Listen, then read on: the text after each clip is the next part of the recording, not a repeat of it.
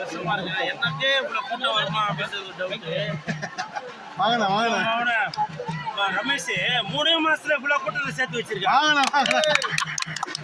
மைக்கு சொல்லுவான். அதாவது ரமேஷ் என்பது 3 எழுத்து.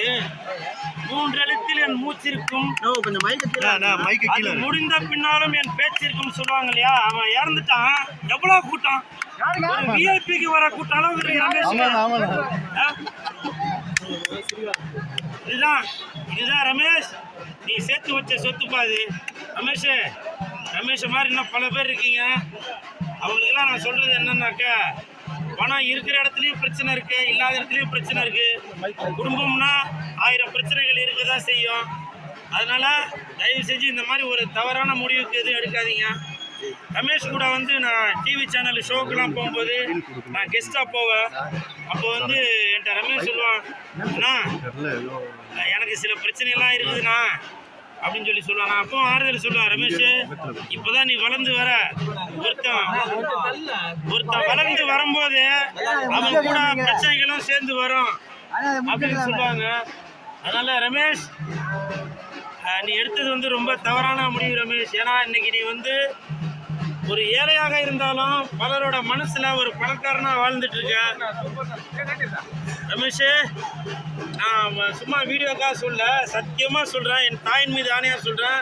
சிங்கப்பூர் மலேசியால இருந்து தான் எனக்கு ஃபோன் பண்ணாங்கப்பா. அண்ணா ரமேஷ் வந்து இறந்துட்டாராம. நான் சிங்கப்பூர்காரனுக்கு ரமேஷ் உங்களுக்கு என்னப்பா சம்பந்தம்?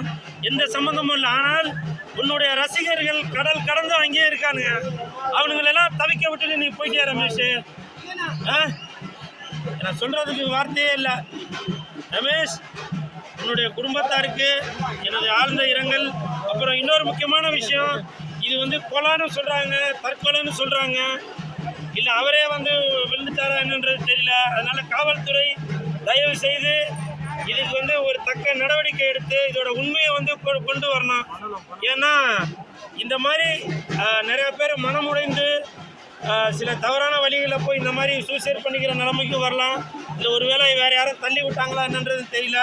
அதனால் உண்மை நிலவரம் வெளியில் தெரிய வந்தால் தான் இந்த மாதிரி நல்ல ஒரு திறமையான மனிதர் இந்த கலை உலகத்தை இழந்திருக்கு. ரமேஷ், நீங்கள் வந்து நடிகர் சங்கத்தில் உறுப்பினராக இல்லையான்றது எனக்கு தெரியாது. ஆனால் இன்னைக்கு தமிழகம் தாண்டி அனைத்து மனிதர்களோட மனதிலையும் நீங்கள் உறுப்பினராக இருக்கீங்கப்பா. நீங்கள் வந்து எங்களெல்லாம் விட்டு போனது எங்களுக்கு வந்து மன வருத்தம்.